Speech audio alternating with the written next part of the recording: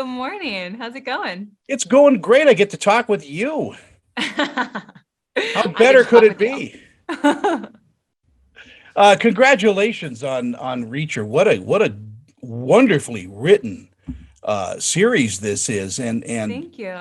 such a an upgrade, to the Lee Child's books. I mean, this really takes Wow, it to thank you. another level. Thank you. I mean, Lee Childs gave us a great source material to work with. Did you read the books? Are you familiar with those? I have read Killing Floor. I hadn't read the other books and I hadn't read them before I started shooting, but I am certainly a Lee Childs fan, especially after meeting him. He is a very cool human. Talk to me about Rothko. I mean, she is such a an amazing character. I know she's fun. I feel really lucky to have gotten to play Roscoe. I mean, she was a huge part of my interest in the project. I think that it's really uh, exciting to get to play this kind of character in a male action book, TV show, movie. She's so self-directed, so sure of herself, so determined, and she's got a lot of chutzpah. And I think that all of those things were what initially drew me to her. And then as I kind of played her throughout the season, you kind of also realize all of the vulnerabilities there in her as a character. And she just also has a really fun dynamic with Reacher throughout the whole season. And it just kind of goes great places. And I love the fact that there's a wisp of humor running through it all. Yeah. Yeah, I mean, definitely. I mean, more than a wisp in some episodes too. I mean, like I think Nick Santora, our showrunner, really has a very kind of keen sense of balancing all of the parts of this show, the action, the humor, the romance, like all of those different elements kind of come together in a really great way. Was there a hefty audition for this?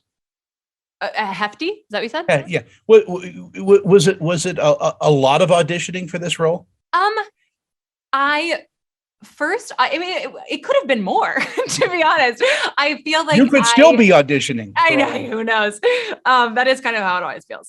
I think that I was in Puerto Rico shooting a movie and did the first tape I sent in.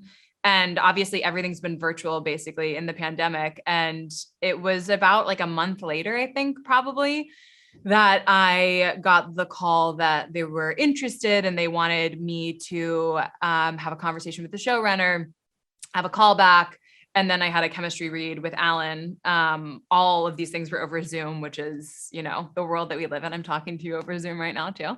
And and it was just, I think it was exciting because it was, as you audition more for a character, you kind of learn more about them and you become more comfortable in the character. And so I think it's kind of like, it's great practice for then being on set with the character. And so it's really just like kind of another part of the learning experience of getting ready to shoot something.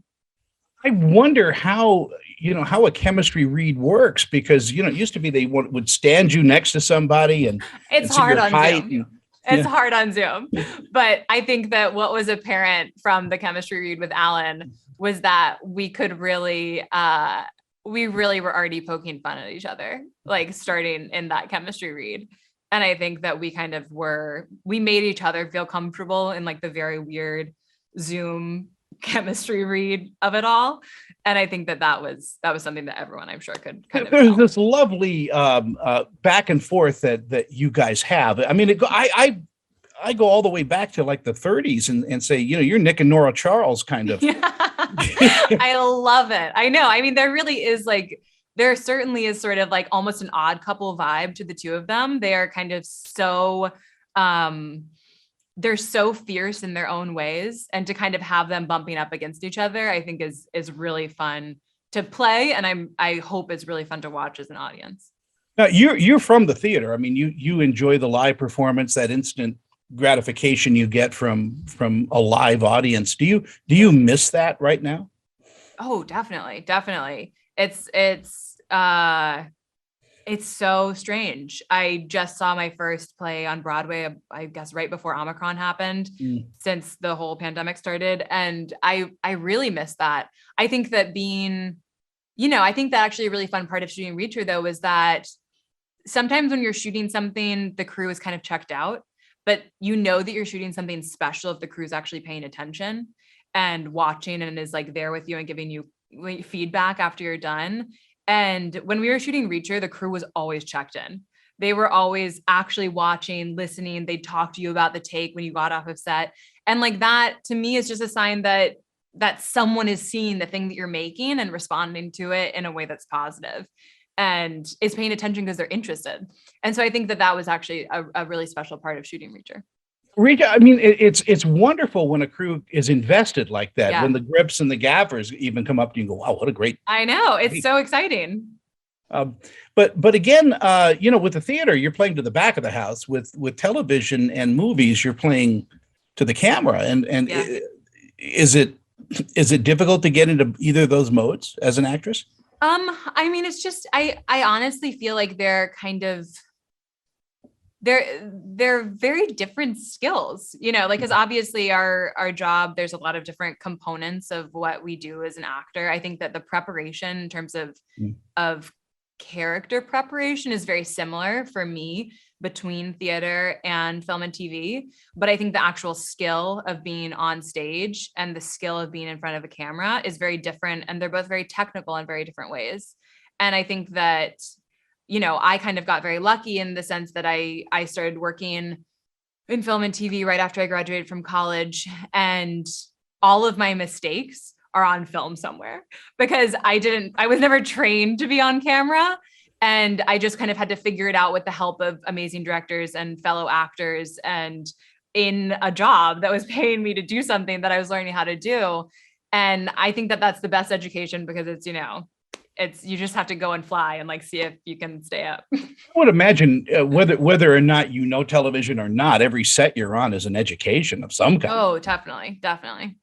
You learn something. I mean, and I think that's why we love what we do. And anyone who loves what they do is because you're constantly learning more about how to do what you do better. And I think if you stop learning, that would be a sad day. I want to throw you out a little bit of love for Royal Pains because that was such a great Speaking role. of learning, that was my first job where I was really on set every single day. And Mark Feuerstein, who is a friend of Nick Santora also, Mark was such an amazing teacher. He is just like a consummate professional. And he like really, led that show and also like took me under his wing when we were shooting that and was such a mentor to me. He's such an amazing human. I have nothing but wonderful things to say about him. Well, our time is just going by so quick, and we only have a few minutes left. What do you think audiences are going to take away from Reacher? I think that it's going to be a really fun show for people to watch. And I think that people, once they watch that first episode, are just going to like want to know what happens. And I think that every episode kind of sets you up to want to watch the next episode. And so I think that people are going to be invested not only in the action, but also in the character dynamics and also in the kind of mystery plot that's at the center of the show. You're a great conversationalist. I would love to sit with you for an hour and just chat about this business, crazy business we call show. I know. Right? Terrific. And take care of yourself. Stay you. healthy. And it You was too. a pleasure getting to know you.